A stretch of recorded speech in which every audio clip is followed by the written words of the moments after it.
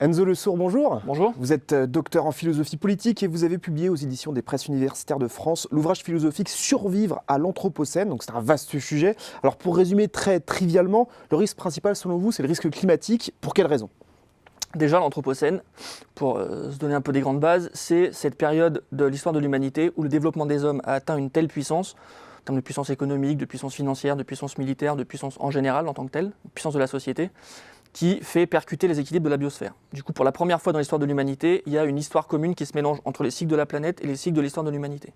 Ce qui veut dire qu'il y a un espace de travail qui s'ouvre entre le philosophe qui travaille les affaires des hommes, où est-ce qu'on va, qu'est-ce qu'on a envie de faire, quelles sont nos destinées communes, et le biologiste ou le scientifique qui lui regarde les grands équilibres. Du coup là, il y a un champ de travail nouveau qui s'ouvre, qui réconcilie nature et politique, en tout cas les deux deviennent un seul et même objet.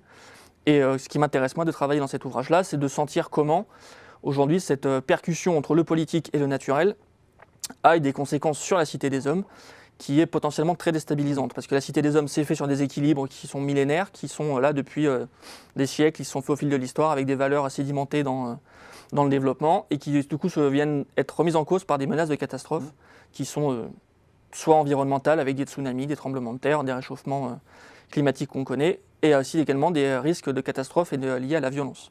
On voit que maintenant il y a plus de réfugiés climatiques que de réfugiés liés à cause des guerres dans le monde. Donc on voit que la société des hommes est mise sous pression d'une part par les cycles de la biosphère qui bougent et d'une part par cette violence des hommes qui revient de nulle part. Alors comment est-ce qu'on fait face à ce risque en société ? Vous abordez longuement dans la première partie de votre ouvrage le sujet du thumos. Vous dites notamment qu'il faudrait bâtir une échelle de valeur de nature à faire vibrer les thumos dans une direction durable pour la cité. Est-ce que vous pouvez préciser votre pensée ? Déjà donc deux choses. Moi ce qui m'intéresse de travailler c'est comment aujourd'hui on est arrivé à ce seuil de la catastrophe, comment aujourd'hui il y a cette urgence, d'où vient cette urgence. Et ce que je travaille dans cet ouvrage, ce qui est une mise au débat et qui ne vise absolument pas à clore la réflexion, c'est de voir comment la promesse formulée par la modernité, qui était que l'accumulation permettrait à la cité des hommes de durer dans la paix, que l'industrie apporterait l'abondance, comment cette promesse-là fondamentale, qui a été faite dans un contexte bien précis qu'on pourra développer après, comment ce contexte-là, cette promesse-là, nous mène aujourd'hui à l'impasse. Et ce que j'essaie de travailler notamment, c'est l'histoire d'un concept que vous avez cité, le thumos, qui est un concept qui a traversé, qui est un serpent de mer, qui jalonne toute l'histoire de la philosophie politique, qu'on découvre à des moments, qui disparaît à d'autres, qui a été posé l'une des premières fois en tout cas que moi j'ai travaillé chez Platon, au livre 4 de la République, où Platon travaille comment on peut domestiquer cette partie médiane de l'âme, entre la partie désirante et la partie rationnelle, et qui vise en gros à être la partie du débordement où quand vous mettez en colère, quand vous et moi nous mettons en colère, il y a le thumos qui se réveille. Quand on a un sentiment d'honneur, il y a le thumos qui se réveille. C'est la dualité entre l'âme ardente et la colère. Tout à fait, c'est le tempérament fougueux ou le débordement quand on peut sortir de nous-mêmes. Là, il y a un espèce de tempérament qui est propre à l'humain à travers les générations. Et donc il y a quelque chose à en sortir. Voilà, il y a une connexion. Et moi, ce qui m'intéresse de travailler, c'est ce thumos-là, donc qu'on retrouve chez Platon, qu'on va retrouver après chez Machiavel, quand il appelle ça la férocité du prince, qu'on va retrouver chez Hegel dans le désir de reconnaissance, qu'on retrouve chez Fukuyama dans les années 90, quand il travaille sur la fin de l'histoire. Il dit que le capitalisme, c'est justement le remède pour assoupir et endormir et rendre ce thumos durable. Qu'on retrouve aussi chez Peter Sloterdijk, quand il travaille dans son ouvrage Colère et temps, sur comment l'histoire de la pensée occidentale peut être relue comme un rapport à la colère. Qu'est-ce qu'on fait de cette colère-là ? Et moi, ce qui m'intéresse de travailler, c'est comment ce thumos-là est un organe qui se met à vibrer en fonction de valeurs sociales, de valeurs politiques. On ne se met pas en colère, on ne se sent pas honoré, on ne se sent pas honteux pour les mêmes raisons, selon les périodes, selon les moments.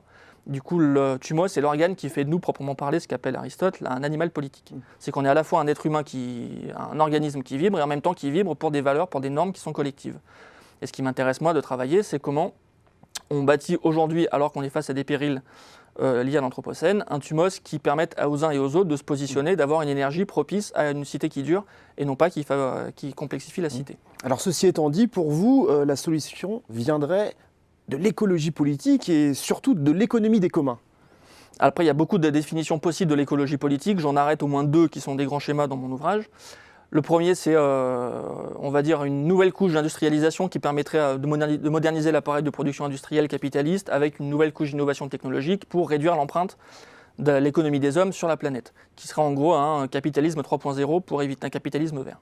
Le deuxième chemin que moi je travaille, à la suite d'André Gantz et d'Ivan Illich, c'est une écologie politique qui ne prend pas comme point de départ les équilibres de la biosphère, mais qui prend comme point de départ la protection de l'art de vivre du quotidien de l'individu. Qui retourne du coup la démarche de l'écologie, c'est pas d'abord la planète, c'est d'abord l'individu. C'est comment l'individu peut se sentir à l'aise dans son corps, dans sa ville et sur la planète.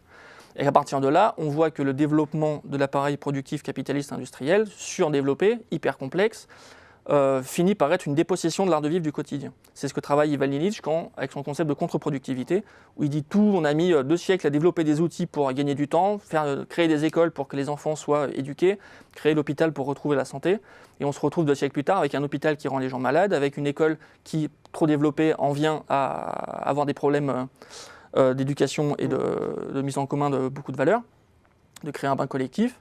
Et donc ce qui intéresse ma réflexion sur l'écologie politique, après ça peut s'appeler l'écologie politique comme un autre courant de pensée, ça peu importe, c'est une étiquette encore qui peut coller, qui peut être pertinente, c'est de voir comment, en développant un système de vie ensemble de production économique et de système politique qui reviennent en deçà du seuil de contre-productivité, là on puisse avoir une réconciliation entre la souveraineté individuelle, le sentiment de maîtriser sa vie, maîtriser ses outils et d'être maître à bord, et en même temps d'avoir un système économique qui nous permet de nous débarrasser des basses œuvres, des basses tâches.